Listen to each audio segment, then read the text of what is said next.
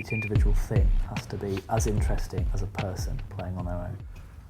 Do you sometimes dream about your own tracks that you make? I never Dream about our own tracks. I think I do when you're in the process of making them. You kind of, there's so many little details and little things going on that you definitely have kind of, I've definitely had weird like work dreams where I'm like editing some drums or something like that, definitely. Mm. But not like kind of in a.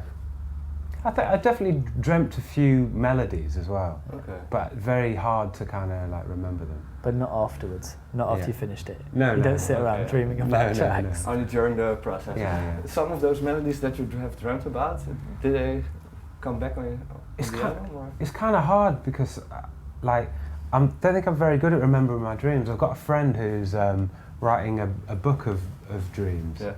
And every day when he wakes up he writes down his dreams. But like when I wake up I very rarely remember them.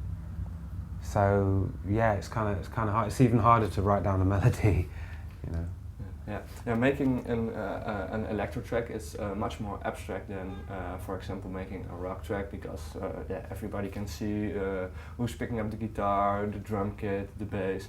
But how different is it to make such an electro track? It's still, I mean, essentially, you know, you're still dealing with the same constituent parts of, you know, chords and melody and stuff like that.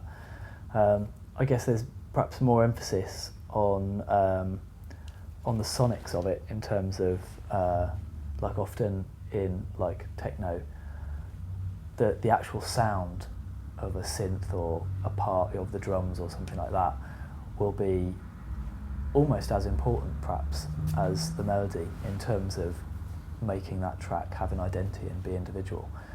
But you know, it's still just making music, and you know, when you make music for a band, you're still very conscious of sonically how it sounds.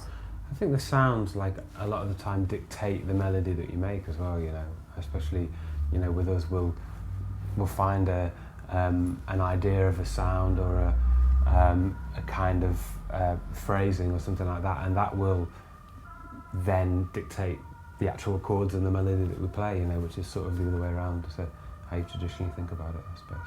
Yeah, is it something that starts with a beat or just? Great, isn't it? Yeah, if you hear an ambulance, it does directly trigger your musical mind when you hear a repeating sound? Or? Especially the Doppler effect as it goes Yeah, past. yeah. Okay. Yeah.